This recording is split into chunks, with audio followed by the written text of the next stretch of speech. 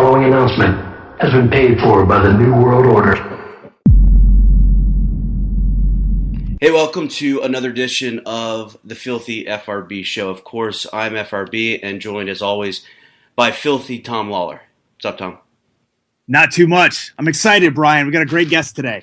Yeah, we do. We have Nick Gwizdowski from North Carolina State. He is the two-time defending NCAA heavyweight national champion.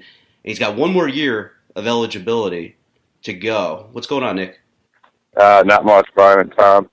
Just relaxing, hanging out here.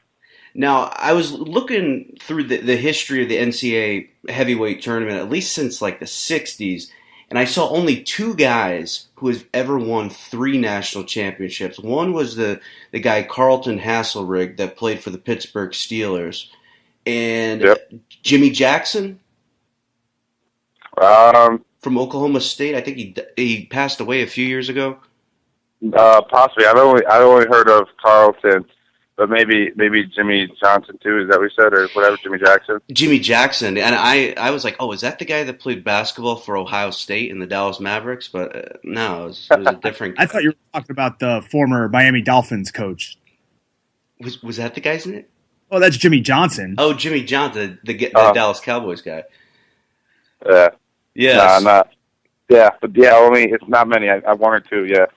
Yeah, so I mean that kind of flows into my next question because I was talking with Chael Sonnen last night, to get some, because he knows so much more about wrestling than I do. Just kind of get some questions for you.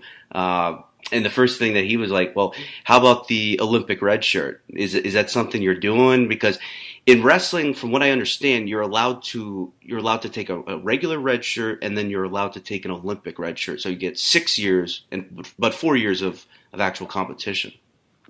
Yeah, we haven't really. Me and my coaches, we haven't really talked about it. I don't think it's something I would go through with. I think just going through the college year, I'll be in pretty good shape, and I'll be ready to compete at the trials next year. But I'm ready. I kind of want to graduate college and get done with it all. So. Sure. So, of course, in late March, you won your second NCAA title. You beat Adam Kuhn from Michigan, who's actually your last loss, and then you reeled off 55 in a row. And then you competed at the U.S. Open. You came in 4th.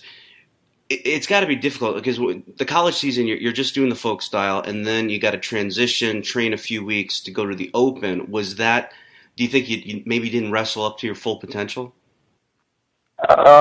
I think I wrestled pretty well there. I only lost to Tervel 8-2, and he's one of the best guys in the world. I'm out in Columbus, Ohio right now. I'm actually training with him, and but I think I wrestled pretty well there. I wasn't as motivated as I probably should have been. I kind of just out there wrestling. I think I did pretty well, but I'm a little more motivated and excited for the World Team Trials. Worked a little bit more, so. I'm not disappointed with it, but at the same time, I'll be a lot more ready for the trials. What do you got, Tom? Yeah, well, as far as the U.S. Open goes, Nick, who are some guys? Tervel's not. I mean, he's not like too long in the tooth, but he's been around for a little while. Who do you see as some other top up and coming guys at heavyweight? That could give us some problems in the future. Well, there's guys. There's still guys in the weight class I've wrestled 2-3 times I haven't beaten yet, like Zach Ray and Tyrell Fortune, are 2 guys they're probably 3 years older than me, 2 or 3 years, and they got out a little bit longer in their careers, and those are guys they got to knock off to eventually get to the top spot there. So those are tough guys the U.S. has in our weight. So we got a good depth, I think. Mm-hmm. Yeah, and at the World Team Trials, as far as I know, it looks like there's only 7 guys who are qualified.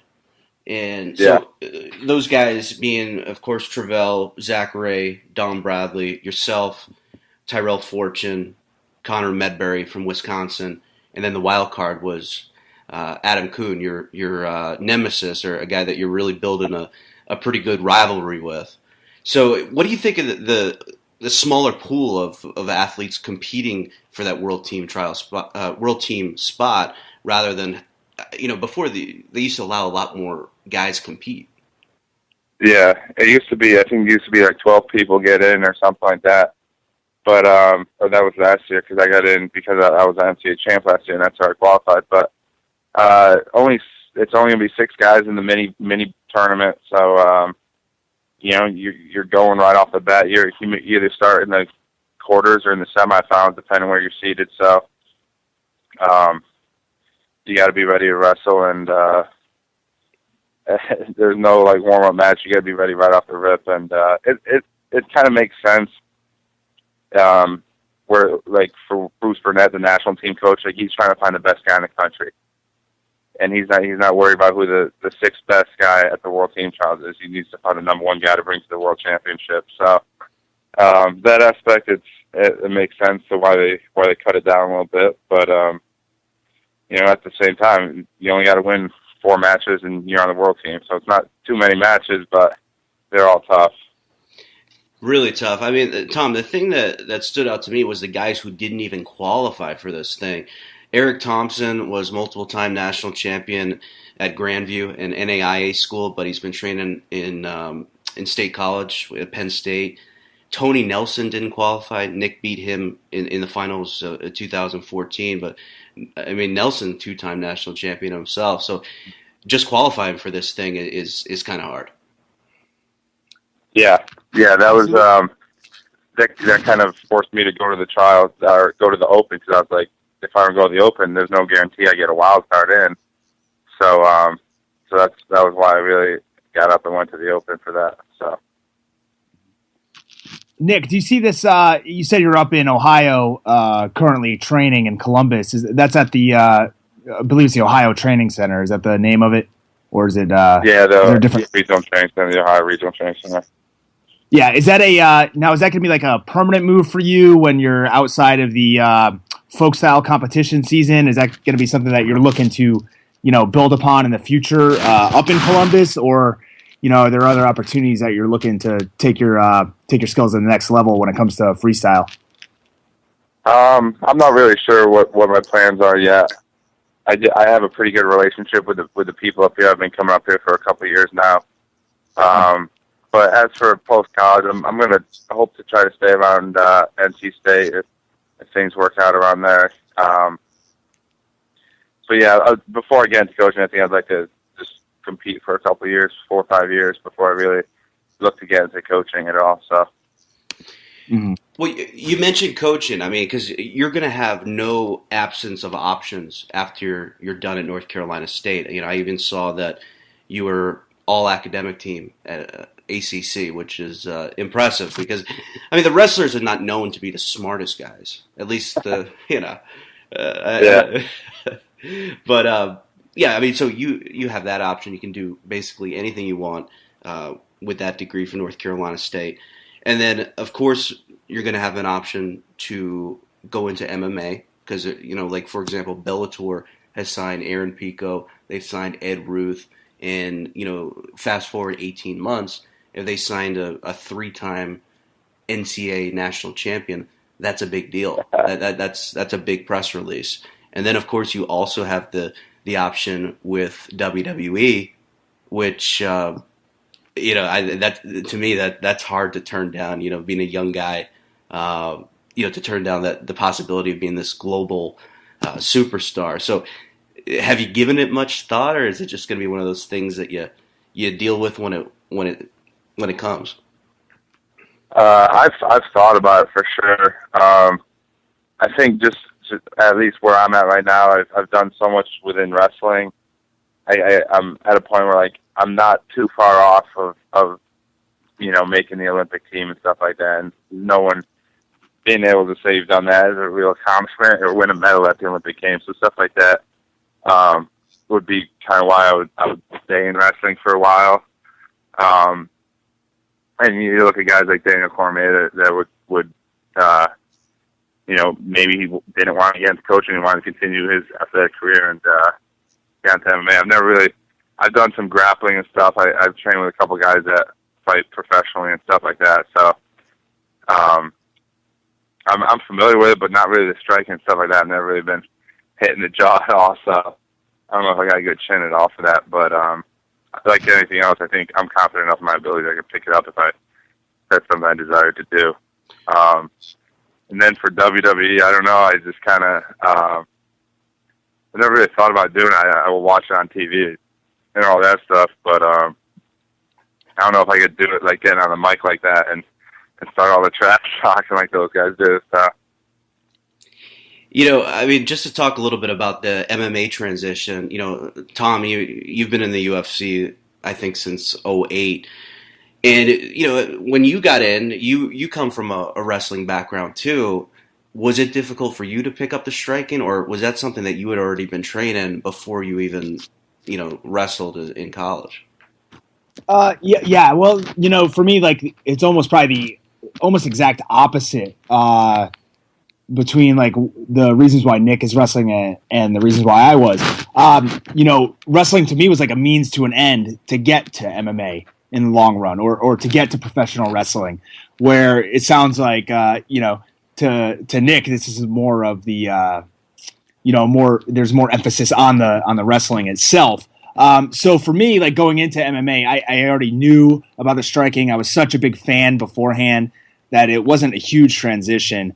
But if you don't have that mindset of going in and saying, I'm going to start from scratch, I'm going to be a blank canvas and develop these skills, then it's very tough. But obviously anybody who's reached a high level in one sport is going to be able to do so in another a lot easier than anybody else. So, I think obviously if Nick tried to pick up some of these skills, it would probably be very easy for him. Yeah. And sometimes going in, like you said, as a blank canvas is better than going in with some experience in developing bad habits. So when you walk in there, the coach, he's dealing with somebody who doesn't have any bad habits because he hasn't done it. Yeah. Yeah.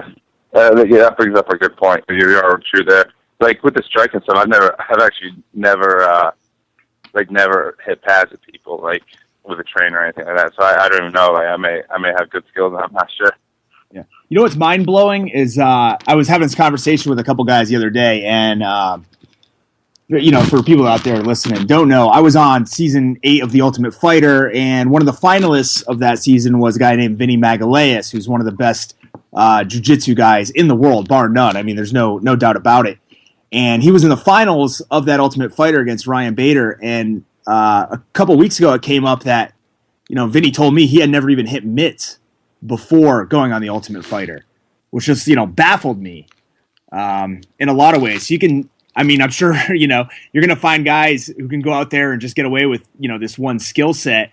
But it's kind of strange to hear somebody that's able to reach such a high level without doing any of the mitt work or striking. And, Tom, Ryan Bader, I don't think had done much stand-up training. When he got on that show, wasn't he like maybe 3-0 in MMA, like maybe a year into his training? Yeah, he was only, I think he'd only been around for a short time. He might have been like 6-0. I think maybe he might have been fighting for a year or two. But his striking, even if you look at it over the past year or so, is actually a lot better than it was 2 years ago. Obviously the guy hits like a fucking Mack truck, but, Yeah, Bader, he was in a NCAA tournament with like Phil Davis and Chris Weidman were in the same bracket, I think. I can't remember what year it was, but there's a picture of them all standing next together, and they all became, big stars in MMA. But, Nick, the other thing, you mentioned the WWE, with the Performance Center now, it's one of those things where they're coaching you. They're you can't work it. You can't be totally fake. There has to be an element of truth to it. And I've heard Jim Ross say it a million times, says, your wrestling character is yourself with the volume turned up to 12. It's just an exaggerated version of who you are really. And at that Performance Center, I've never been there. I hope one day maybe Jerry Briscoe will let me in there just to take a look at it. But they have these rooms where you work on your promos, and they have all these producers and coaches that'll help you with it. Huh. I didn't know about that. That's pretty cool. That's a huge part of the entertainment side of it all. Yeah.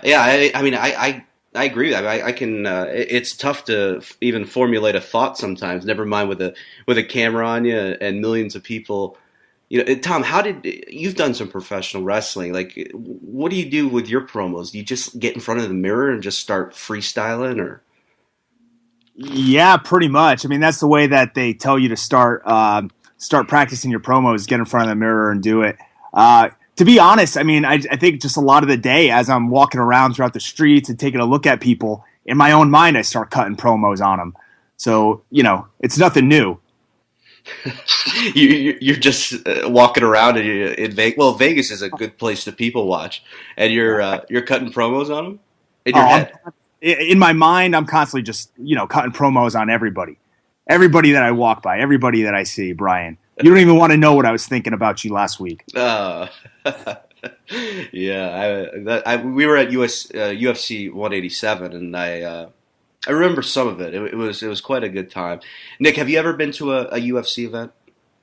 Yeah, I've been lucky enough. I've been to 2 of them. Which ones? A couple years ago in Portland, Oregon. I believe it was Randy Couture versus Nogueira. Oh yeah, I was at that one. That was UFC 102.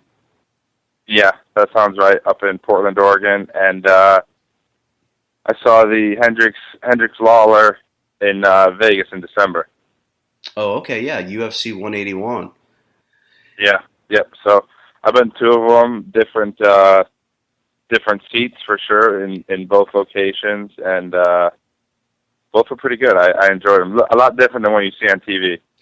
Yeah, it is such a different energy level to see it in person. The music is so loud, and I always see people online saying, they're interviewing Rogan. They're like, why is he yelling? He's yelling because the music is deafening. He can't hear himself talk. He doesn't know if he's speaking at the right decibel.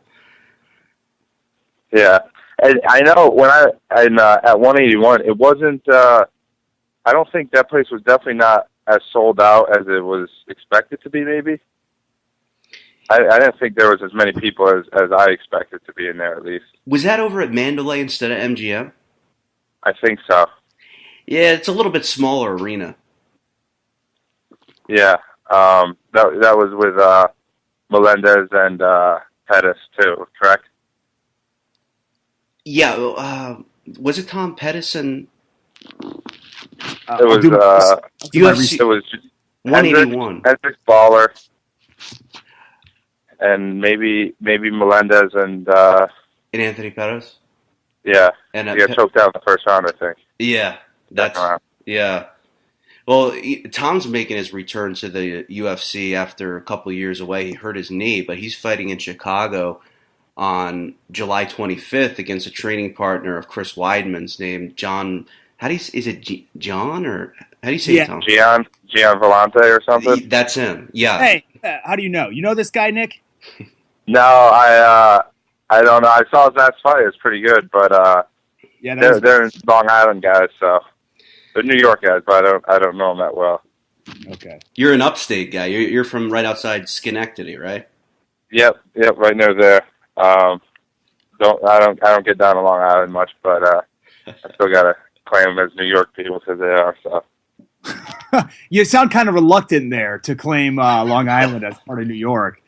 Yeah, there's some people, but guys like Chris Weidman are pretty good guys. So yeah. I had a very long, probably a 30-minute conversation, and I mean most of it was just shooting the shit with Vellante backstage at that UFC. But those guys from that camp are always super nice.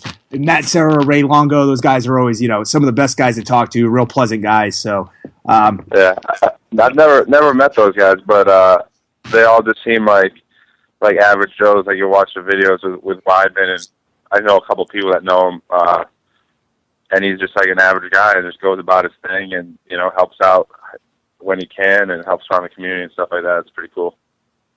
Yeah, Weidman is a good guy, and he went through a lot of things to get to this point. He was in his late 20s, absolutely broke. His wife was essentially bankrolling his entire career. She's a CPA. Living. Hey, can we talk about this kind of garbage for a second? Because people are talking about the same thing with Cormier, right? That he's broke and was living on welfare. And, to me, people look at it like it's a huge success story. But in a way, I mean, weren't these guys kind of failing themselves at the time? You know, it's one thing to be pursuing your dream while at the same time taking care of all the other responsibilities you have. But I hear, these guys being flat out broke, and I've been there. I've been in the same situation, and looking back, it's really not a healthy way to go through this thing. Yeah, it's so tough because if you look at Cormier, I mean, he spent so many years chasing that gold medal. I think like he was on the national team maybe 7 or 8 years in a row. And yeah, at least 8. Yeah, and he just never made any money. And his manager had called him in 2001 and said, "Hey, do you want to fight?" And he said, "No, I want to go after that gold medal." And then also he turned down overtures from WWE and then also even TNA when that was somewhat of a solvent company. But yeah, it's tough, man. Unless you have some financial backing when you get into this, like Johnny Hendricks did, or it's really tough to make this thing work because there's definitely a learning curve before you make some real money. Yeah, that's something I've spoken to one of their sponsors at AKA Mark Gross, who owns Oak Grove Technologies. Yeah, big time sponsor. Ben Askren too, I think they sponsor. Yep, Askren, Davis, all the AKA guys. Because he also supports Wolfpack Wrestling Club. He's out of Raleigh. Oh, okay. And yep, and that's what he said. He's like, man, you want to wrestle, pursue it because it takes a while in MMA to start making money. Now, Nick, I could be way off here, but is that Wolfpack Wrestling Club the same one that's headed by Scott Hall and Kevin Nash? It's a little bit different, but same goals and same mentality. The pack mentality. I like it. Yeah. I was coming back from Las Vegas last week, and at the airport there was a guy who had a shirt on that said "One Man Wolfpack." And I immediately thought of you, Nick. And I was like, man, if he ever got into pro wrestling, that would be a good gimmick. The one-man Wolfpack. Yeah. I don't know what the shirt. I don't know what the shirt was. It's from Hangover. It's from The Hangover. Oh, that's what it's from? Yeah. Okay. Yeah. So you probably can't use that gimmick. God, I can't believe, for a guy that's hungover as much as you, I can't believe you didn't get the reference. Well, I didn't see it. I don't watch movies, man. You may have been drunk when you saw it. You may have forgotten. Yeah, it was just like the fights a couple of weeks ago. I wasn't aware that you didn't watch movies. I'm a big movie hater too. So we need to talk about this off the record sometime. All right. So you got anything else for Nick, Tom? Yeah. And this is like a serious question. I want to know because I've been recently fighting at 185 for, I guess, the vast majority of my career, the past 6 years or so. But now my next fight's at 205, and I'm weighing about 220, 225, okay? As a heavyweight, you can eat whatever you want, right, Nick? Yeah. Are you just slamming sandwiches in the bathroom, hiding from these guys cutting weight on trips, or what? Not always. Sometimes I feel like being a dickhead. I'll eat right in front of them and stuff like that. But I don't really watch my diet. I think if I maybe this upcoming year, like every year, I gotta change something, make myself better. I maybe get a little stricter diet, eat cleaner and stuff like that. Probably improve my performance. But yeah, I like right now, like I eat whatever I want. Yeah. Can you run us through a day in the diet for myself? Yeah. All right. We'll say. Maybe this past week when I was back in North Carolina, because during the school year we get a free dinner every day at the student athlete dining hall. Mm-hmm. So they're like it's all you can eat, but it's pretty healthy stuff for the most part.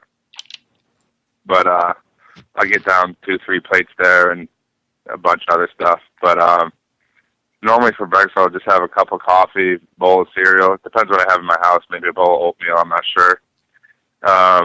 Lunch during the school year, probably, it depends like the time of day when I'm going to eat, because if I'm getting close to a workout within like an hour and a half, I won't eat that much because that'll slow me down big time in practice. But, if I can, I'll get over Chick-fil-A sometimes. Usually about once or twice a week. Kind of the second half of the year I was going. And then, or I'll just go home, make sandwiches or something like that. So nothing too extreme. Sometimes later at night I'll get a little hungry and have to get into something or whatever's around the house, but pretty consistent. Pretty consistent when I eat and stuff like that. Yeah. How many Chipotles are there in Raleigh? Because that's like the number one staple for me. Yeah, there is one that all the white girls on campus talking about it. That's like their thing. But I'm not too big on it. I'm not a big burrito Mexican food guy. I'd rather they got this what's it called? A calzone. It's called DP dough. And I'll order on Tuesday when it's 2 for $10 to get 2 calzones. If I'm late at night hungry. Style. Yeah. What do you weigh it, Nick? I'm about 260 now. 262. And when your freshman year at Binghamton, you were what? 215, 220? I was about 225, 230 in the beginning of the year. I was just doing what I normally do, and kind of after November, mid-December, I talked with Pat, my head coach, and he was like, "Hey, you could be really good, but you gotta get a little bit bigger." And I was like, "Well, this is what I do." He's like, "Well, before practice in the morning, you got to go to the dining hall and eat breakfast." I'm like, "Come on, that's waking up like another half hour earlier." He's like, "Well, that's something you need. You need to be a little bit bigger." So I started doing that, and I probably I was nationals time. I was like 240, and then after that, I kind of went. After that year, I went home for a month, and did nothing. I worked out occasionally, but just a lot of eating and drinking, and I probably put on 25, 30 pounds. Now, speaking of which, yeah, you mentioned the drinking, and I have never, I don't think I've ever actually been out in Raleigh, but I have been to Chapel Hill. Franklin Street. I've been on top of the hill, and have you ever frequented that area, Nick? No, I don't really, I don't have any friends in Chapel Hill because I'm not being from the area or from North Carolina. I don't have like high school friends or people I've known for a while that go to different schools around the state. So I hear ECU is pretty wild too, but again, never been. Gotcha. Yeah, ECU's got quite a reputation for partying, but it's kind of out there, out in the eastern part of the state, Greenville, North Carolina, not to be confused. I've heard a lot of people like say it's like trashy and stuff, but I don't know, I may like it if I ever been. So yeah, that sounds like my kind of deal. A trashy place. Yeah, I'm all about that. Yeah. Yeah. So, go ahead. Yeah, the reason I brought up the top of the hill thing in Chapel Hill was last time I was there. Just a little quick side note here, Brian. Yeah. Last time I was there, I was pretty drunk. I was having some drinks, and it's about 2 a.m, and there's some guys in a Qdoba. There's a Qdoba that's open. Oh yeah. Yeah. And these guys are making fun of my friend and picking on him. So as soon as one of these guys turned his head away, I took it upon myself to take a bottle of hot sauce and pour it all over his head. No shit. Yeah, that didn't go over too well. The 130-pound guy that I poured the hot sauce on tried to come after me, and actually my friend Big Frank had to hold him back. Brian. Oh, Frank, really? Peacekeeper. Oh wow. Yeah, we're gonna get Nick in trouble talking about drinking and stuff with the sports information department at NC State. Yeah, but hey, my coach is gonna be on me. But hey, does Dave Dorn try to recruit you for the football team? Nah. People have on Twitter and stuff like after one, they're like, "Oh, Dave, you should get this guy. Try to get him to play football." He's never personally contacted me. I would try. Like, I don't think I've never played a down of football in my life. Wow. So my high school didn't have it, and my town didn't have like a Pop One or anything like that. So your high school didn't have football. I graduated with like 75 people. So real small town, real small school. So, yeah. I didn't know that you could be a school in America and not have football. I thought that was like a guarantee. But, where I'm from, there's quite a few that don't have it. It'd be tough to fill out a team. We just got football like 2 years ago, but we split it with another school. So it's possible right now. I got to think if you wanted to give football a try, I know Mako tried it at Oklahoma State. I don't think he had ever played football. I mean, he was at Blair Academy. He was wrestling all the time. I don't think he ever played football. Brian, forget Mako. I mean, Nick could be the next Stephen Neal. He'd be making millions and millions of dollars. That would be it. A world champ and win a couple Super Bowls. Yeah. If I gave you some advice, as long as you can long snap, you've got it made. Yeah, what's that? A couple downs a game. Yeah, it's like 3 plays a game. They can't hit you. It's great. Yeah, I've thought about it. I see other football players working out and stuff. I'm like, I think my strength and my speed are right there with them. But I don't know if I'm tall enough. Like, I don't know if many guys at big time Division I or NFL are like 6 foot, 6'1". Well, that guy from Syracuse that was really good for the Colts was a pass rusher around 6 foot. Dwight Freeney, is that his name, Tom? Is he around 6 foot? Yeah. Yeah, I mean, I think because you got speed, right? I mean, that's what you use to your advantage on the mat. I mean, you're always wrestling guys. I mean, Adam Kuhn is what, 6'5", 270? Yeah. So yeah, I think your quickness might be to your benefit on the football field. Yeah, I'd have to check that out someday. Maybe one of the kids one of my people that I went to school with who just got picked up by the Seahawks. I was talking to him at this block party about it, and because he's a defensive tackle, and I was talking about how we were talking about just hand stuff and getting by people. I'm like, this is all wrestling stuff, like moving hands and arms dragging by and moving your head and stuff like that. And I was like, I might be able to pick this up. I'm not sure. It'd be tough to get by a 370-pound offensive tackle. But yeah. Well, you got anything else, Tom? No, I mean there's a lot of stuff we could cover, but Brian, you're the expert here, man. No, I'm learning, man. I'm learning a little bit at a time. I'm going to be out in Madison, so at the trials. So yeah, that'll be a good one. Yeah, I'm looking forward to that. Obviously, I'm rooting for you. I'm also rooting for John Reeder at the 189-pound division. Yep. I think you got your teammate. You work out with Kyle Snyder? Yeah, we put some goes in yesterday. Put a couple live goes in. And we'll be working out next week. He's tough. Yeah, he'll at 200. I think that's 213 pounds. Tom, he beat Jake Varner, the defending Olympic gold medalist at the Open. That was a pretty big deal. And then of course Burroughs will be back. That's a loaded division, right? With David Taylor and Andrew Howe, and I think Kyle Dake is making his return. Well, he was at the regionals, but. Yeah. Been into it a little bit. Yeah. Well, all right, man. Hey, Nick, good talking to you, man. Thanks for the time. I appreciate it. Thanks for having me on the show. Yeah, man. We'll talk some MMA. Hopefully we'll be talking about your world team berth there in a couple weeks. Yeah. All right, sure. I appreciate it. Okay, be good, man. Thank you. Take it easy, guys. So, Tom, this is our first time talking about UFC 187 since we were out there, or you were there. You live there in Vegas, and one of the things that have come out of it since then has been Vitor Belfort talking about how he separated his shoulder leading up to the fight against Chris Weidman, and that's the reason that he couldn't finish Chris Weidman in a stand-up. What are your thoughts? God, Vitor Belfort just has the worst luck ever, right?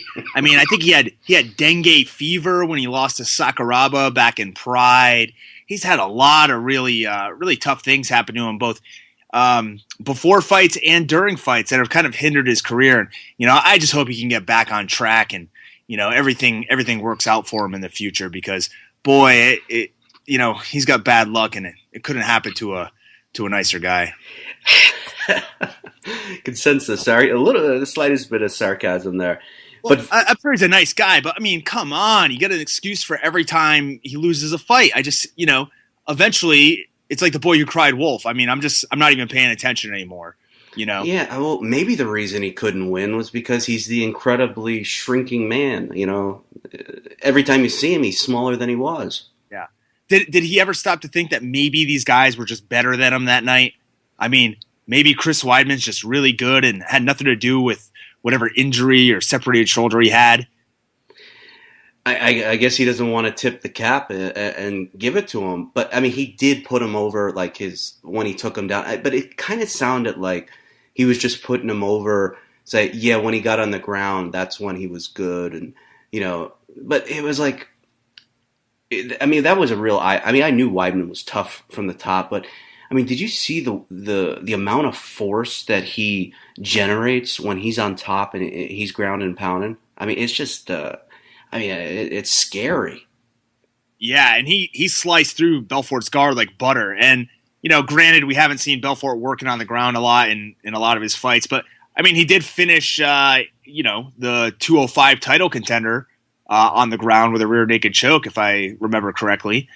And, he's got skills on the ground. So to see Weidman just kind of blow through his guard and pound the crap out of him was impressive for sure. I'm just sick of this whole excuse thing when it comes to Belfort. Yeah, and I think most people that have been around the sport for a while know the book on Vitor. He is a big-time front runner. First few minutes, he's one of the most dangerous guys. Even off his medicine or his gear, he's still incredibly dangerous, and I think he lit up Weidman one time. I read some tweets saying that on TV, though, like if you actually saw it closer, he really didn't hurt him as much. But, I mean, when I was sitting there next to you watching it, I thought Weidman was hurt. Yeah. Yeah, I mean, well, I'm sure we were screaming the whole time and stomping our feet and clapping because that was a hellacious fight for 3 minutes. And it was a whirlwind, so obviously there was a lot of stuff going on, a lot of action going on in there. And, even just seeing Weidman covering up and eating one or two shots is not something that we're accustomed to seeing. And he's fought some of the best strikers in the division. He's fought Machida, he's fought Anderson Silva. I mean, some of the best strikers in all of MMA, not just in the middleweight division. And, this was definitely, I think, the most danger he's been in for a short period of time, but he, easily weathered the storm, came out with a cut, but I mean, poured it on when he had to, and he really came out looking great. Yeah, but he fought another fight previous to that. I think it was in San Jose. He got kind of lucky. I mean, you were kind of kicking his ass, and then he pulls out this modified guillotine choke out of nowhere, and it was just bad luck. Oh, good luck for him, bad luck for you. Well, yeah, I had dengue fever, separated shoulder, 3 broken necks, and actually I had 4 broken legs at the time. So, he's good, but with all those things taken into consideration, I think maybe next time I'll get him. I think the point I was trying to go into, and then I lost my train of thought, is Vitor is known to be very weak mentally. And, I mean, I know that's easy for me to say because I'm not getting locked inside a steel cage, but it seems like when the pressure is on him, he just breaks and then he looks for a way out. Because, like you were saying, how did Weidman get through his guard that quickly? I think mentally he just quits. I mean, not to say that he could win the fight if he didn't quit, but he just sees the writing on the wall and says, no, I want out of here. Yeah, I mean, that's possible. That does happen with a lot of people, and it's tough to say in their own mindset whether they even realize it or not, because you do have a lot of fighters who will, you hear them talk before fights or you hear them pump themselves up, and it sounds like, man, this guy's, the most confident guy on the planet. He's got no issues with confidence, but deep down inside, they're just masking the fact that they're, insecure and, maybe they haven't worked as hard as they know that they should have for the fight, and that kind of gives them a little crutch to fall back on. Yeah.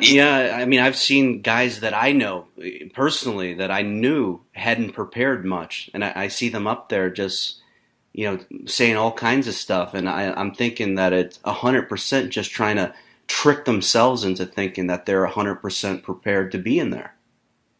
Yeah, and I think that's a major factor that not a lot of people think about when it comes to this whole fighting thing. I think a lot of guys, do that to cover up for the fact that they are insecure or that they haven't put the work in. Because I know just from a personal standpoint, if I busted my ass for months and months and done everything right and done, all the preparation that I need to, it's going to be a lot harder for me to quit when it comes right down to it. When the going gets tough, it's a lot easier to stay in there if you've prepared for all these different situations and you can see the light at the end of the tunnel. No matter how hard it is to get there, you can still see it. And I think a lot of people don't put in the work.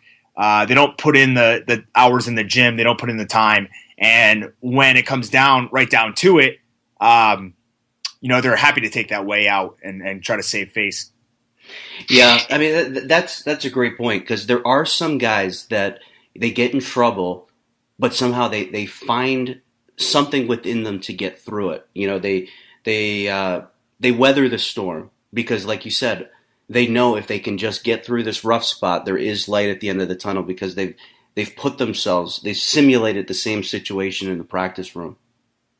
Yeah, exactly. And if you look at the two main fights from this past UFC that we're talking about, I mean, very similar situations. You had Daniel Cormier getting blasted with that huge overhand right by Rumble that sent them flying 5 feet face down.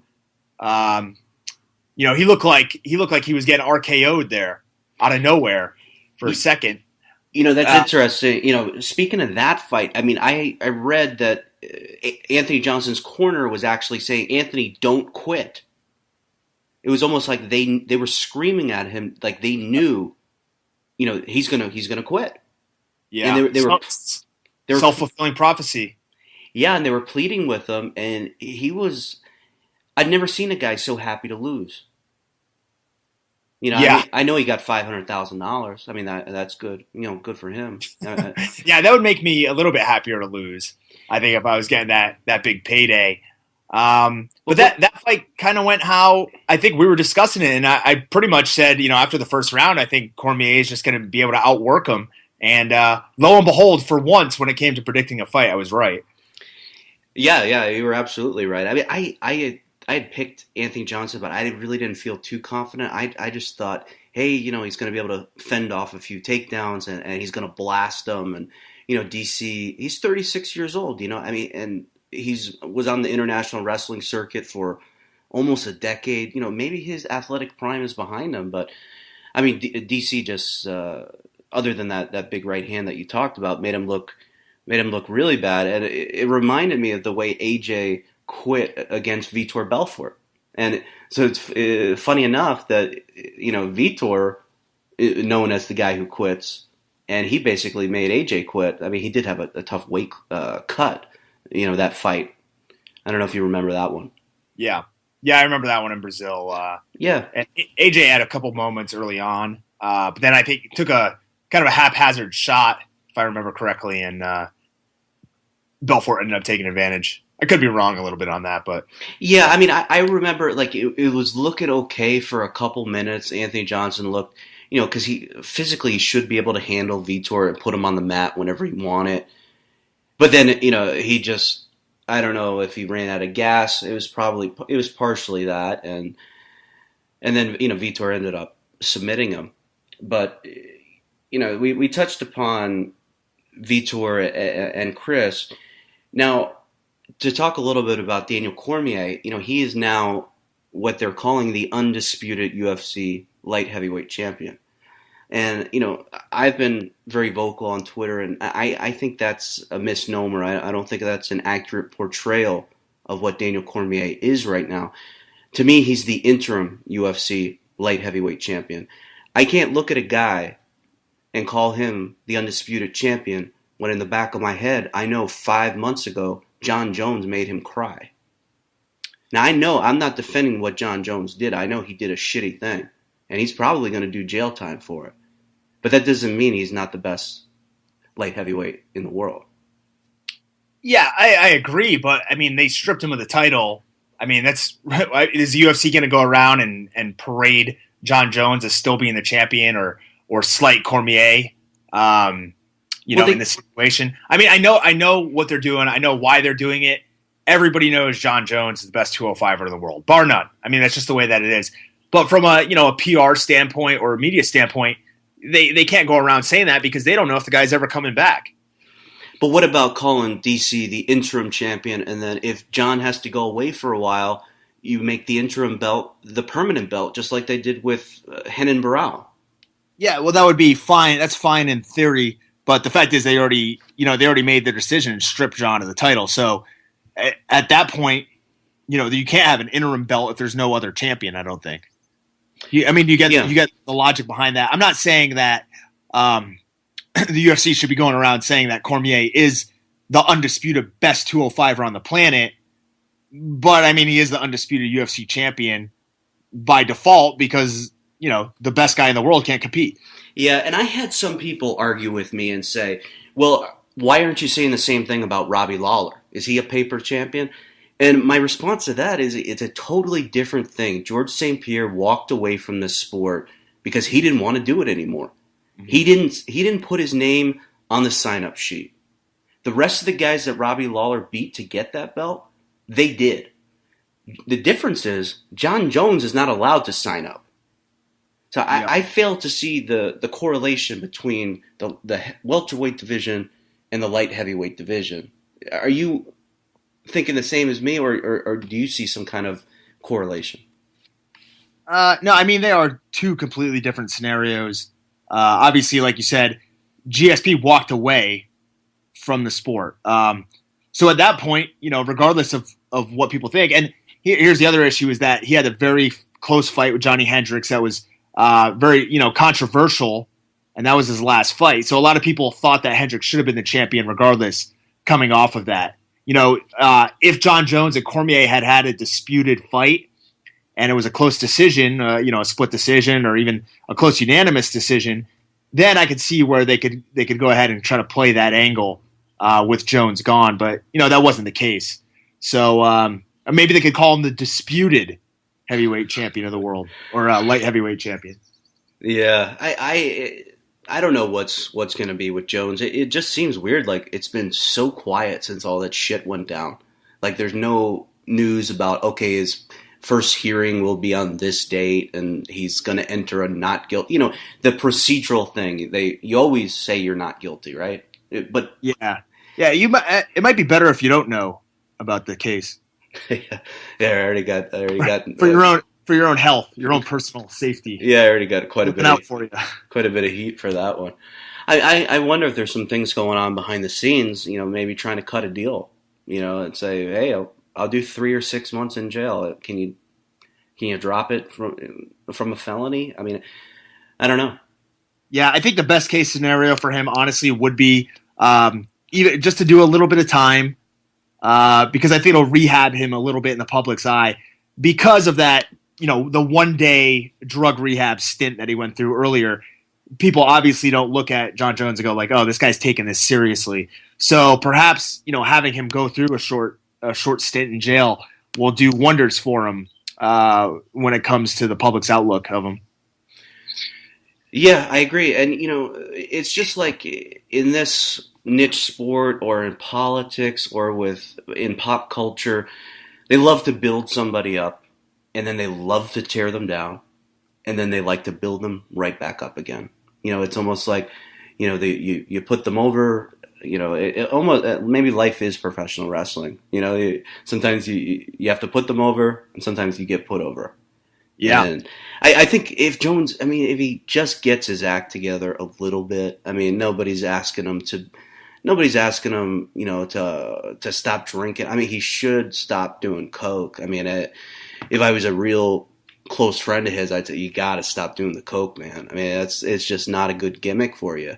Stay away from the white girl. Yeah. Well, I don't know how to take that. His old lady is a white girl. You take it however you want. It's double entendre. Yeah. Oh, I gotcha. Okay. Yeah. Yeah, but man, stay away from the car. What the fuck? What are you thinking? Yeah, I don't know. Well, maybe it would be good for him if technology kind of jumps ahead of itself and gets a self-driving car on the road really quick. Or, or can you imagine if somebody made an app to where you can press a button and someone would come pick you up and you would only have to pay them like $5? Yeah, that's a good idea. You should get started on that.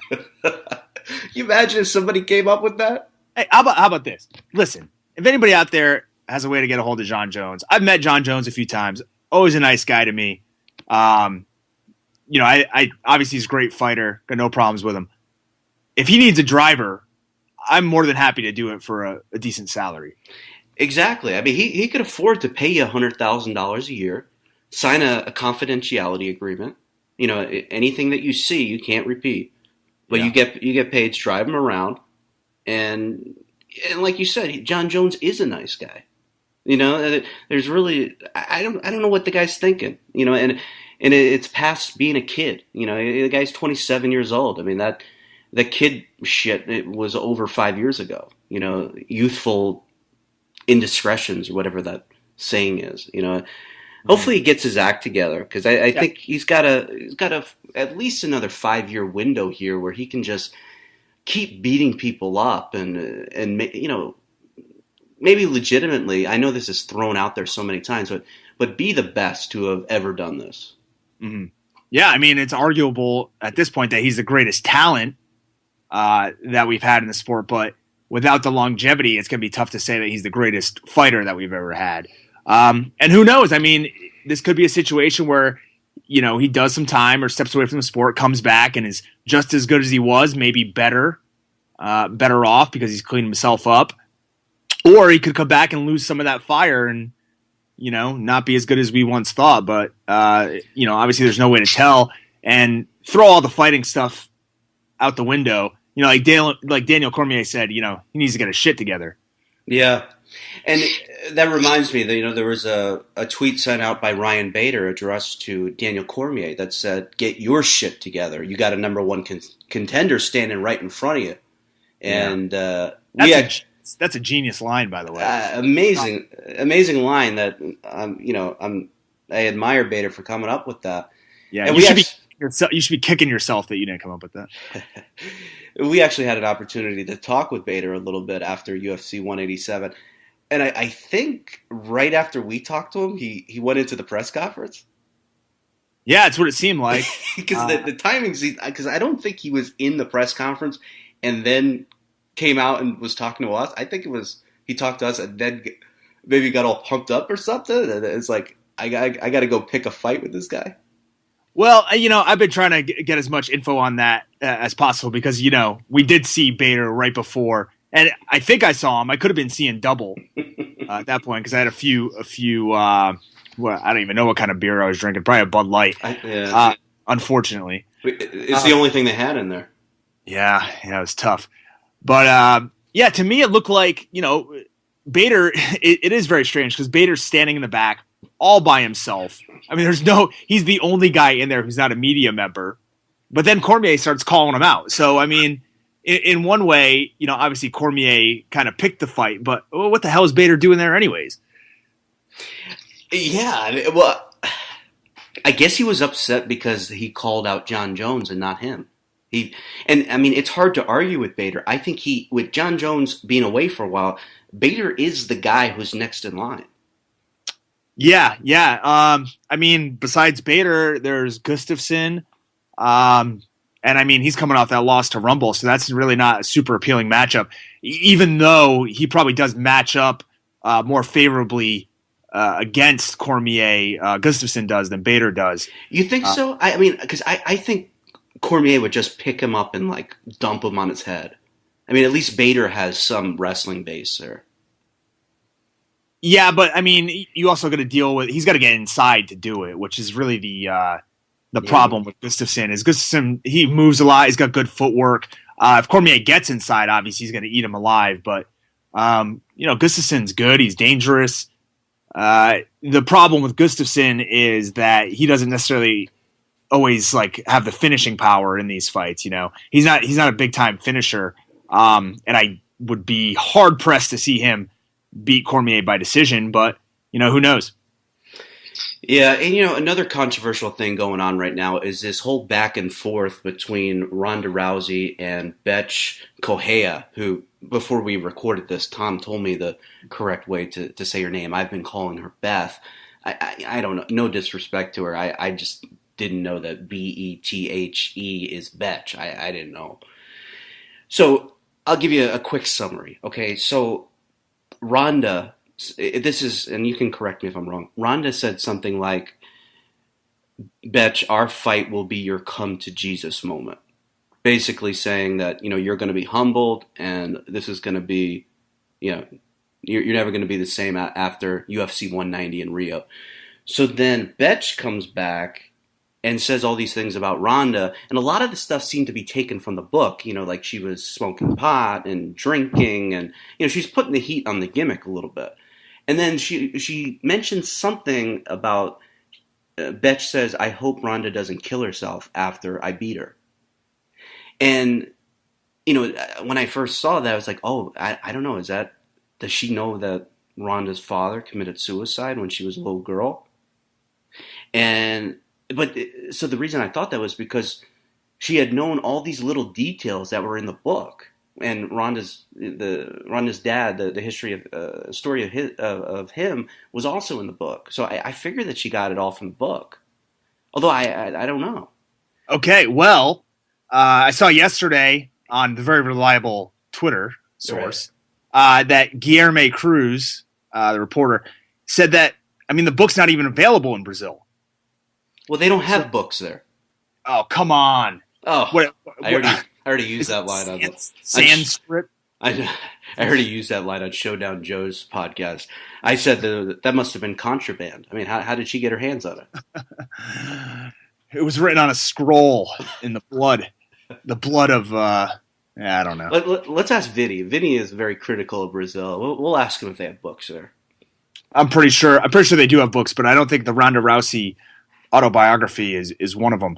One of the big things is everybody just assumes right off the bat that Betch knows about what happened with Ronda Rousey's dad. I saw some reporters and stuff online, engaged in conversations with other people and saying, "Oh, of course she knew. Everybody knows." And I just think to myself, I don't know that shit. I'm not out there researching Ronda Rousey's life. What she does in the cage is great. I keep up with her as far as a personality, but I'm not going out and researching her personal life history and her background. To me, my guess is that, some sort of PR or management team fed Betch a couple lines, based on what they had read from the book and about Ronda Rousey being a little mentally weak, and Betch kind of clued in on that. And my guess is that she probably really didn't know about the suicide thing. It's not like she said, like, I hope she doesn't go out there and commit suicide like family members did in the past or anything like that. She didn't mention her dad at all. It was an offhand comment about Ronda Rousey being mentally weak. And I think people just, kind of assume the worst, which, hopefully it wasn't meant that way, and it was meant in the best possible way, I guess I could say. So you brought up the article by Guillermo Cruz, and that article was the one where Betch denied any knowledge of Ronda's father's suicide? The situation was that, basically there's no way that Betch probably read the book because the book's not available in Portuguese or in Brazil. So... But Tom, I have a difficult time believing that she didn't know about it. UFC has put that story over so many times, and Betch has been obsessed with Ronda, going after her teammates who can't fight a lick. Yeah. Okay, well, on a different note, I guess it's on the same note, but on the flip side, I'm a pretty big MMA fan, and this is not something that's like flying at the top of my radar is Ronda Rousey's her father's past. So, it's very plausible that Betch didn't know. But in any case, okay, here's the thing. If Ronda's going to get upset about that, okay, she made a comment about Betch coming to Jesus and have a coming to Jesus moment. And from my history, these Brazilian people they take Jesus pretty damn serious. For sure. So when you start mentioning something like that could be viewed as a personal insult to Betch right off the bat. I agree with you. That could definitely be an insult. Yeah, and then another thing too here. Okay, if that's the case, and say Betch did know about this and made the comment, it's terrible thing. But you can't go through your entire life living and hating everybody that makes any joke about suicide. You know, obviously, if it's directly at you in a personal situation, that's one thing. But there's a lot of things like people get very mad about people making jokes about suicide or abortion or any number of other topics. And it seems like people are just, kind of looking for something to be upset about. That reminds, George Carlin did a thing on suicide, and people got all upset at him. He was making a joke, and I guess it was after that very famous writer Hunter Thompson had committed suicide. Yeah, and I guess he was making a joke saying, like, of all the people to commit suicide, a writer. I mean, imagine the process to put out the suicide note. First, you have a rough draft, then you have a first draft, then a second draft, the final draft. His point was it's a very time-consuming process. For a writer, and the way George said it was funny. It was so you can joke about it, but it seemed like a lot of media was taking offense that even if Betch didn't know about Rhonda's father, that this subject matter was even broached or brought into the conversation. Do you think it should be something that's off limits? Oh, are you kidding me? Like, we're just going to take everything off limits then at that. Brian, I got a question for you. Yeah. You ever made a drunk driving joke? Sure, right? Okay. Yeah. You're talking to a guy right now who has a sister who passed away because of a drunk driving incident. Oh. Now, I don't go around attacking everybody that makes a drunk driving joke because I make them too. I mean, it's part of life. These things happen. There's nothing you can do about it. You can try to remember. You can try to move on. You can try to do your best.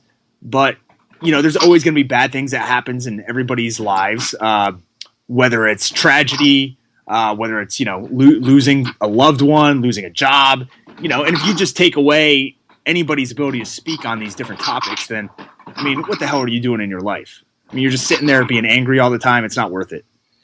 Yeah. Yeah. And what's also interesting is I haven't seen one media member say, maybe she offended her religion, with the Jesus thing. Yeah.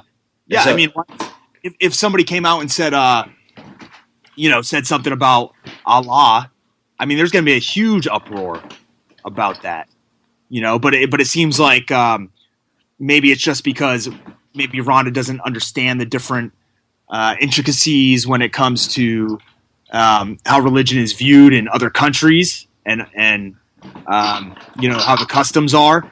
And, she made an offhand comment too, because, people who are severely religious would take that comment as being, really offensive.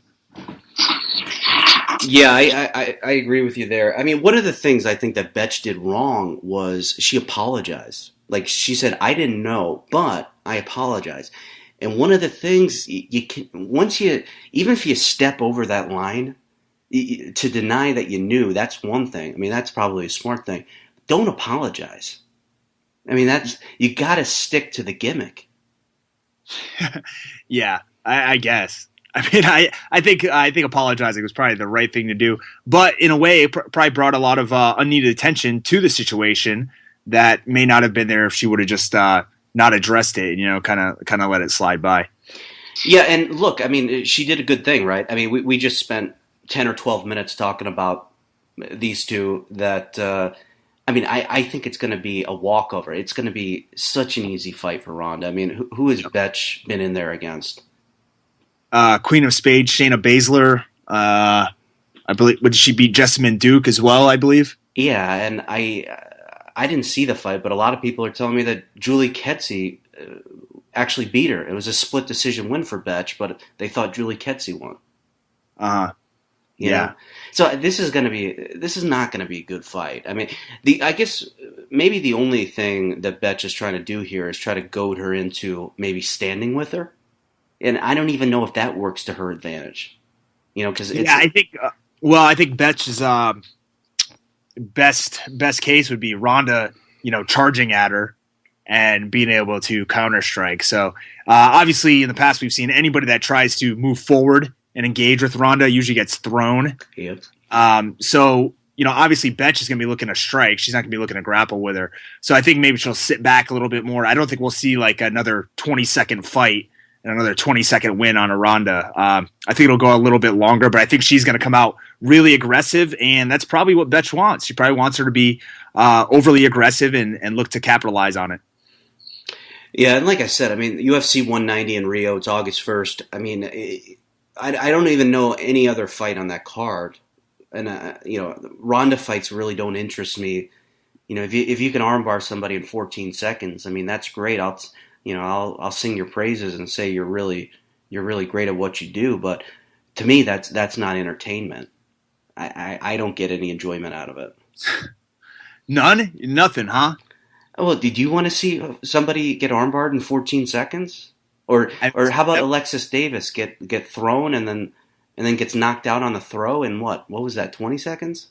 Yeah, but these are all adding to Ronda's highlights and Ronda's mystique and just building her up for the future. I mean, even if you don't like it, it's a memorable moment, right? I mean, we're still talking about it now. So, that goes a long way in a lot of people's minds. Not everybody's out there looking to see the fight of the night every time, Brian. A lot of people like to see people just get the shit beat out of them. Yeah. And that's kind of what they're going to get with Ronda. So I think that's where a lot of her appeal comes from. But I would like to know if Betch was made, if they forced her to apologize, because I didn't see anything from anybody saying, well, wait a minute, let's look at this. Maybe Betch was offended first.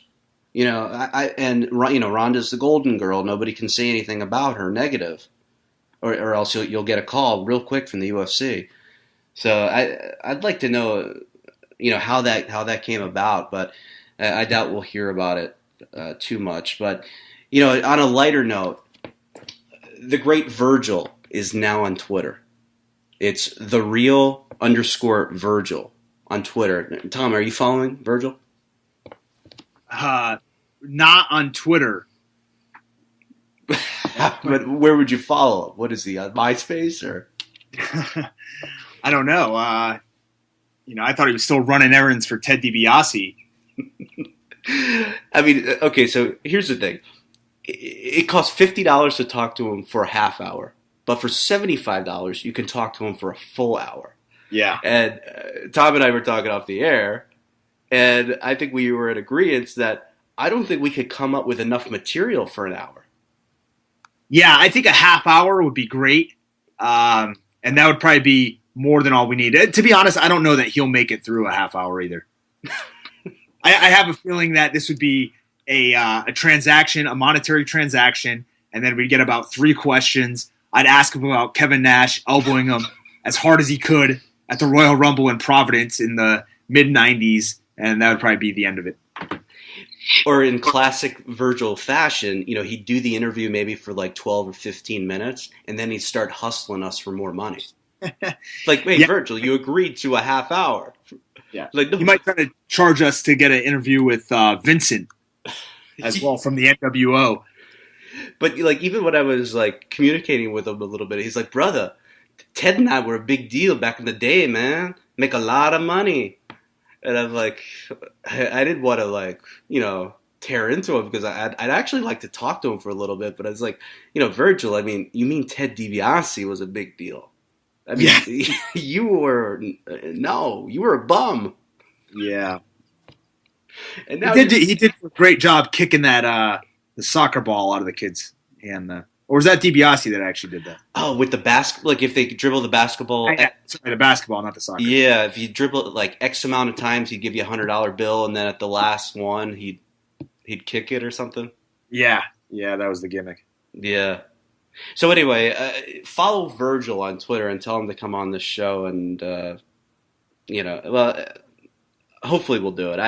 I would certainly be willing to put up the money. I mean, to talk to Virgil, I mean, that would be something for the ages, something people around the globe would tune in to listen to. Because I think we would challenge him, too. I mean, there's some things that Virgil does that I don't think are, on the up and up. And I think there's a reason why the Iron Sheik has such a distaste for Virgil. Yeah, and that's kind of the reason why I think that the interview probably wouldn't last too long, Brian. I don't know. You're not known as a guy that's too politically correct, so I could see you and Virgil kind of butting heads a little bit, which would be unfortunate because he would probably win that headbutt battle. I don't know if I told you this story, but I got a friend. He's Kevin Roberts. He's an assistant coach for wrestling at Oregon State University. And they went to WrestleMania in New Orleans. And he was meeting up with his brother, Andy.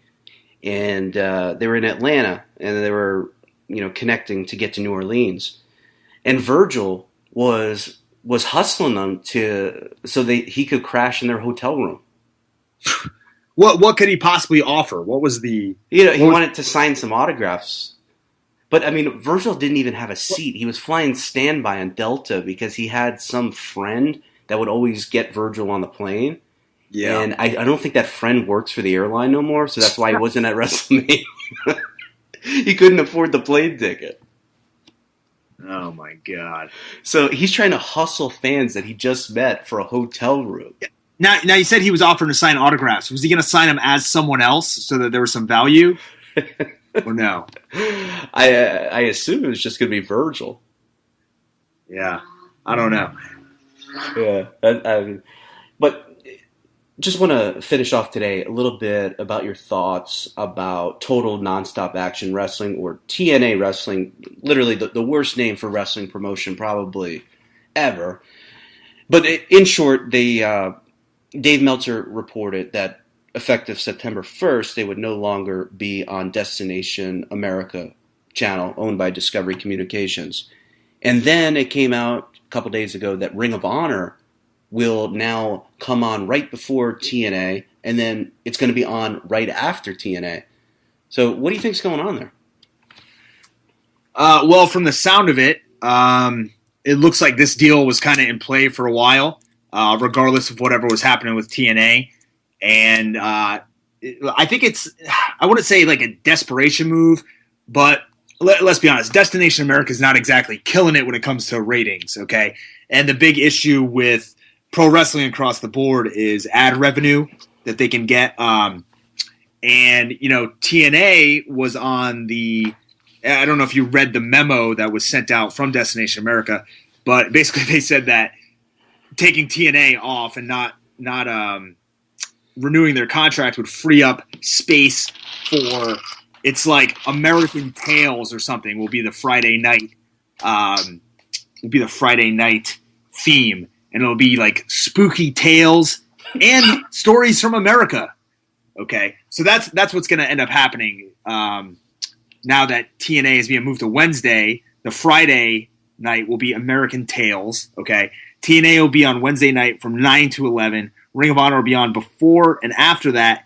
And, personally, I'm hoping that this wrestling block makes both products more viewable and boosts their popularity, because the more wrestling that's out there competing, even if it's not competing with the WWE, but competing for the number 2 spot, means more jobs, more exposure, and hopefully they can kind of turn around the view that advertisers have of pro wrestling fans being scumbags, by getting some good ratings on Wednesday night.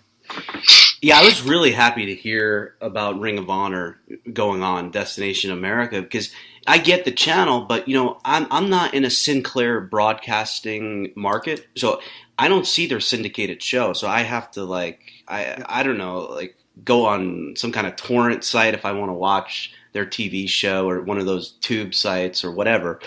So I thought it's cool that now I can just put it on my DVR.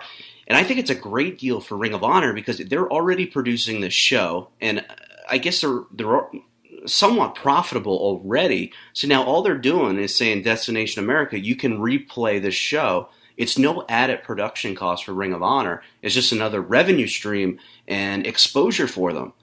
Whereas you look at TNA, they got to pay Jeff Hardy, they got to pay Kurt Angle, Bobby Roode, all these guys that make considerable money. So they have to put the production together and then put it on TV, put it on Destination America, where Ring of Honor, they can survive even without Destination America. TNA without Destination America doesn't exist.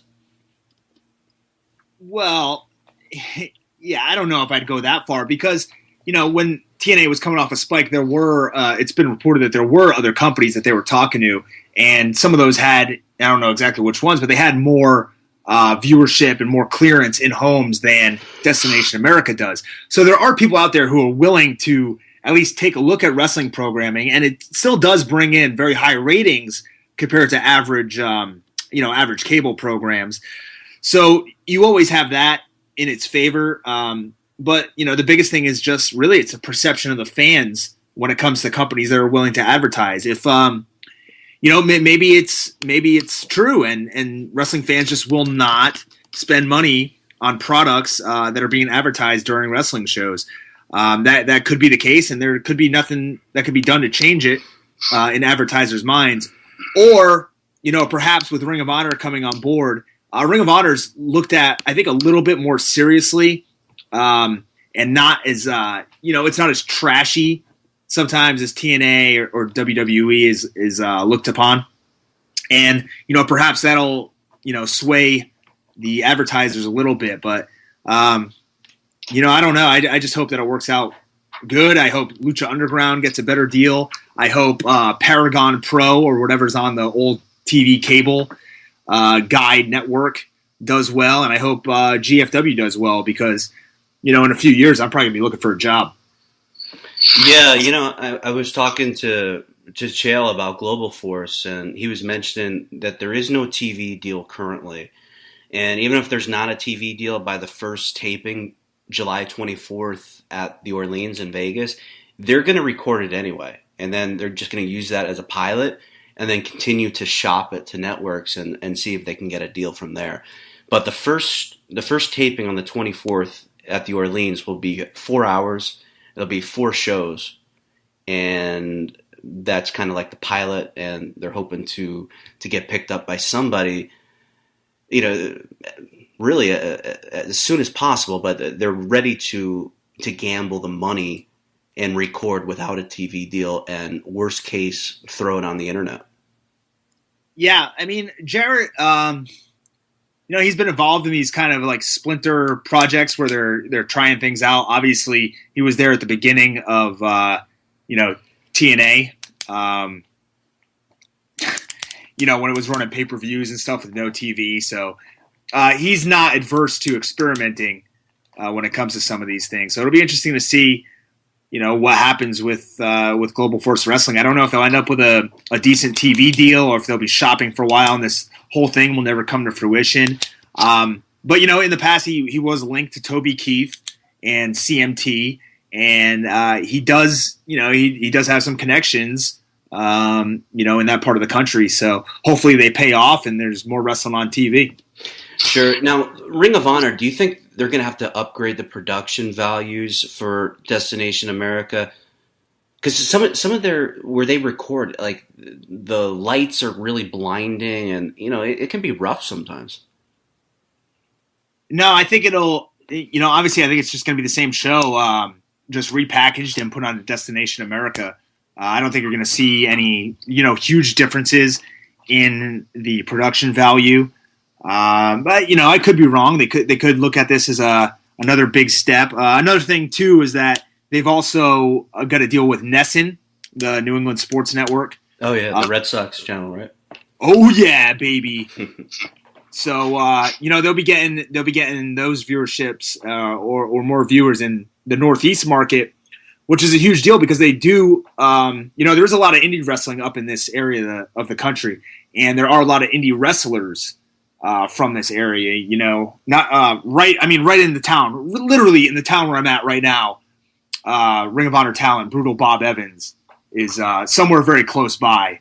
Along with, I know Mike Bennett and I believe Maria Kanellis are up in this area as well. And there's just, a plethora of guys on the indie scene and even in ROH who are from this area. So I think that'll be really good for them, this deal on NESN, because it'll help them get a bigger stronghold in this area. And with a lot of local guys, it could lead to some good house show attendance. Yeah, where do they run house shows? Revere? I'm not. I don't know. Yeah, I don't think they've been running in the market for a little bit because of that. But I know that, a lot of these guys that are showing up on other indie shows, like some of the Evolve shows, Beyond Wrestling, run a lot of shows in Providence and stuff. So regardless of Ring of Honor is here or not, there are a lot of indie guys floating around. And, with more shows being on television, more opportunities open up. If the crowds are bigger, there's more money to go around. So it can only be a good thing in the long run, I think. Yeah, and I wonder if Ring of Honor is part of, I assume TNA on September 1st, they're going to be gone from Destination America, and it's just going to be Ring of Honor. I wonder if there's an opportunity for them for some shoulder programming, because they own that entire tape library, if I'm not mistaken. They haven't sold it to anybody, right? You're talking about Ring of Honor. Oh no, I think they own. They own all their entire library. I don't. Can you imagine? Can you imagine the best of shows that they could put on there with Bryan Danielson, CM Punk, Samoa Joe, like all these guys that Kevin Steen or Kevin Owens, all these guys that have become, international stars. They have tape on.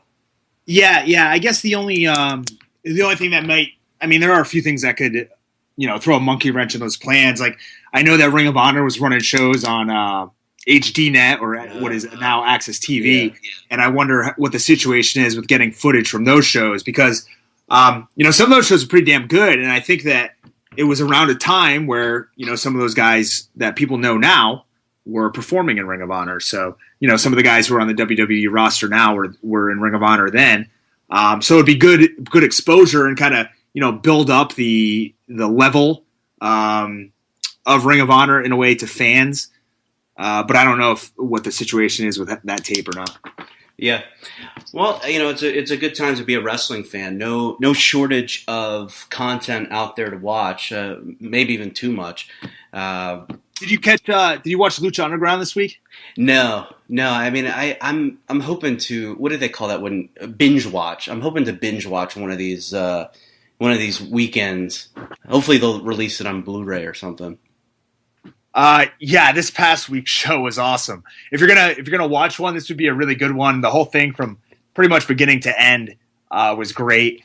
The thing you got to realize when you're watching it is basically you're watching a television show built around like sci-fi action, which happens to take place in the ring. So some of the outside character development may seem a little bit extreme when it comes to professional wrestling, but the overall package is pretty damn good. And without giving away too many spoilers, even though the show's a few days old, the main event of this past show was a death match, and they don't take those words too lightly when they say death match. It's pretty much as advertised. It's a fight to the death. Hey, yeah, they're not screwing around. Wow. I'll tell you that much. Check it out.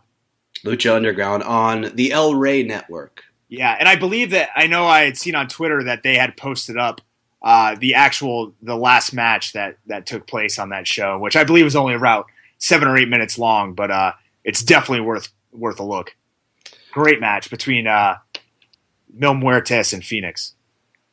All right. Okay. Check that out. I'll be sure to check that out myself. And so we got Alves and Condit tonight. We got Elimination Chamber tomorrow. That should be interesting. Kevin Steen or Kevin Owens fighting John Cena.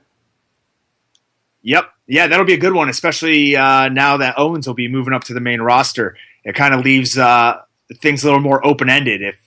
If Owens was just coming up and taking on Cena in kind of a one-off, I would be looking for Cena to somehow pull out the victory. But the fact that Kevin Owens has been confirmed to be on TV pretty much from here on out as a part of the main roster makes me wonder if maybe he's just going to beat the living crap out of Cena and continue on this role that he's on. Yeah, definitely looking forward to that. That's tomorrow night on the WWE Network. All right, Tom, that's enough for this week. We'll I guess we'll maybe do something during the week or just next weekend. I guess whatever's good with your schedule. Yeah, we'll figure it out. Hey, before we go, you got a pick for the main event tonight?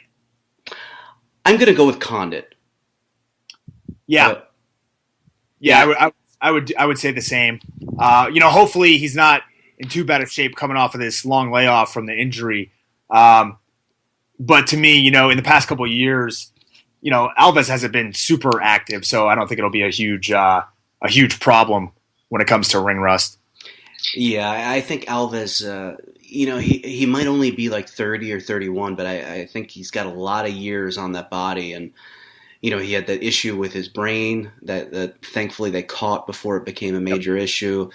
And just seems to have, ever since that UFC 100 card, just seems to have never really performed at the level that he did. And it wasn't like it was a horrendous beatdown that GSP gave him. I mean, he beat him easily, but it wasn't like he got killed. But ever since then, just kind of been like a downward trend for him in his career. Yeah, I don't know. I think that the whole brain situation really set him back, and it's crazy to see somebody even come back from something that's that serious. So more power to the guy, but unfortunately, he hasn't been sniffing at a title shot since that UFC 100 fight, which is really unfortunate because for a while he looked like he was a world beater. He was killing guys left and right. He was fighter of the year in 2008 by many outlets. Yeah, he was a hell of a run, but I think Conor will pull it out. Conor's great. Yeah, it's good to see him back. He always puts on good fights, and hopefully they don't match him too much with the wrestlers because he could be pretty exciting in a stand up or kickboxing type centric matchup. Mm-hmm. All right, guys. So that's the Filthy FRB show for Saturday, May 30th, and we'll talk to you guys soon. Thanks. Peace. Talking like those guys do stuff. Just to talk a little bit about the MMA transition, Tom, you've been in the UFC, I think, since 2008. And, when you got in, you come from a wrestling background, too. Was it difficult for you to pick up the striking, or was that something that you had already been training before you even, wrestled in college? Yeah. Well, for me, like, it's almost probably the exact opposite between like the reasons why Nick is wrestling and the reasons why I was. Wrestling to me was like a means to an end to get to MMA in the long run, or to get to professional wrestling, where it sounds like to Nick, this is more of the there's more emphasis on the wrestling itself. So for me, like going into MMA, I already knew about the striking. I was such a big fan beforehand that it wasn't a huge transition. But if you don't have that mindset of going in and saying, I'm going to start from scratch, I'm going to be a blank canvas and develop these skills, then it's very tough. But obviously anybody who's reached a high level in one sport is going to be able to do so in another a lot easier than anybody else. So, I think obviously if Nick tried to pick up some of these skills, it would probably be very easy for him. Yeah, and sometimes going in, like you said, as a blank canvas is better than going in with some experience in developing bad habits. So when you walk in there, the coach, he's dealing with somebody who doesn't have any bad habits because he hasn't done it. Yeah. Yeah. That brings up a good point. You're true there. Like with the striking stuff, I've actually never hit pads at people like with a trainer or anything like that. So I don't even know. Like I may have good skills, and I'm not sure. Yeah. What's mind blowing is I was having this conversation with a couple guys the other day, and for people out there listening, don't know, I was on season 8 of The Ultimate Fighter, and one of the finalists of that season was a guy named Vinny Magalhaes, who's one of the best jiu-jitsu guys in the world, bar none. I mean, there's no doubt about it. And he was in the finals of that Ultimate Fighter against Ryan Bader. And a couple weeks ago, it came up that, Vinny told me he had never even hit mitts before going on the Ultimate Fighter, which just, baffled me in a lot of ways. I'm sure, you're going to find. I got in because I was an NCAA champ last year, and that's how I qualified. But it's only going to be 6 guys in the mini tournament. So, you're going right off the bat. You either start in the quarters or in the semifinals, depending where you're seated. So, you got to be ready to wrestle, and there's no like warm-up match. You got to be ready right off the rip, and it kind of makes sense where where like for Bruce Burnett, the national team coach, like he's trying to find the best guy in the country, and he's not worried about who the sixth best guy at the World Team Trials is. He needs to find the number one guy to bring to the World Championship. So that aspect, it makes sense to why they cut it down a little bit, but at the same time, you only got to win 4 matches and you're on the world team, so it's not too many matches, but they're all tough. Really tough. I mean, Tom, the thing that stood out to me was the guys who didn't even qualify for this thing. Eric Thompson was multiple-time national champion at Grandview, an NAIA school, but he's been training in state college at Penn State. Tony Nelson didn't qualify. Nick beat him in the finals of 2014, but I mean, Nelson, 2-time national champion himself. So just qualifying for this thing is kind of hard. Yeah, that was that kind of forced me to go to the trials or go to the Open, because I was like, if I don't go to the Open, there's no guarantee I get a wild card in. So that was why I really got up and went to the Open for that. So. Nick, do you see this? You said you're up in Ohio currently training in Columbus. That's at the, I believe it's the Ohio Training Center. Is that the name of it? Or is it? The Regional Training Center, the Ohio Regional Training Center.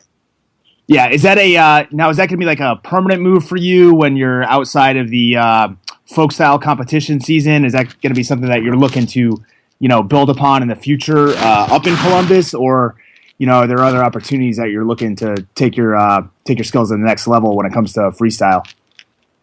I'm not really sure what my plans are yet. I have a pretty good relationship with the people up here. I've been coming up here for a couple of years now. But as for post-college, I'm going to hope to try to stay around NC State if things work out around there. Before I get into coaching, I think I'd like to just... Title, you beat Adam Kuhn from Michigan, who's actually your last loss, and then you reeled off 55 in a row. And then you competed at the U.S. Open. You came in 4th. It's got to be difficult because the college season, you're just doing the folk style, and then you got to transition, train a few weeks to go to the Open. Do you think you maybe didn't wrestle up to your full potential? I think I wrestled pretty well there. I only lost to Tervel 8-2, and he's one of the best guys in the world. I'm out in Columbus, Ohio right now. I'm actually training with him, and but I think I wrestled pretty well there. I wasn't as motivated as I probably should have been. I kind of just out there wrestling. I think I did pretty well, but I'm a little more motivated and excited for the World Team Trials. Worked a little bit more, so I'm not disappointed with it. But at the same time, I'll be a lot more ready for the trial. What do you got, Tom? Yeah, well, as far as the U.S. Open goes, Nick, who are some guys? Turvel's not. I mean, he's not like too long in the tooth, but he's been around for a little while. Who do you see as some other top up and coming guys at heavyweight? That could give us some problems in the future. Well, there's guys. There's still guys in the weight class I've wrestled 2-3 times I haven't beaten yet, like Zach Ray and Tyrell Fortune, 2 guys they're probably 3 years older than me, 2 or 3 years, and they got a little bit longer in their careers, and those guys they got to knock off to eventually get to the top spot there. So those are tough guys the U.S. has in our weight. So we got a good depth, I think. Mm-hmm. Yeah, and at the World Team Trials, as far as I know, it looks like there's only 7 guys who are qualified. And so those guys being, of course, Tervel, Zach Ray, Don Bradley, yourself, Tyrell Fortune, Conor Medbury from Wisconsin, and then the wild card was Adam Kuhn, your nemesis, or a guy that you're really building a pretty good rivalry with. So what do you think of the smaller pool of athletes competing for that World Team World Team spot, rather than before they used to allow a lot more guys compete? Yeah, I think it used to be like 12 people get in or something like that. But or that was last year. The following announcement has been paid for by the New World Order. Hey, welcome to another edition of the Filthy FRB Show. Of course, I'm FRB and joined as always by Filthy Tom Lawler. What's up, Tom? Not too much. I'm excited, Brian. We got a great guest today.